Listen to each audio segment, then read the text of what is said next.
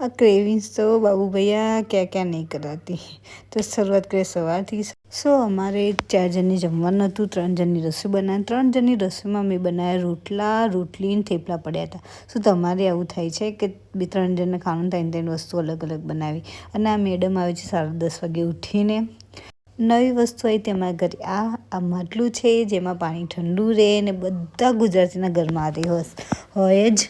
અને આમાં પાણી નવી છે તો એની સ્મેલ એટલી મસ્ત આવે છે, મને આની સ્મેલ તો બહુ જ ગમે। અને આમાં પાણી ભરીશું ને તો પણ એવી માટી જેવી સ્મેલ આવશે જ। હજુ નવું છે ને તો 1-2 મહિના માટે જ્યાં જવાનું હતું ત્યાં અમે નીકળી ગયા ત્યાં જવા માટે।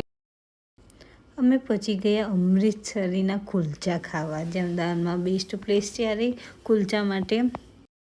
ખૂબ સંતોષ થાય એવું પેટ ભરીને જમીને પછી અમે ત્યાંથી નીકળી ગયા હતા। આનો ટેસ્ટ બહુ મસ્ત હતો અને મને એ ખબર નથી પડતી કે છોકરાઓ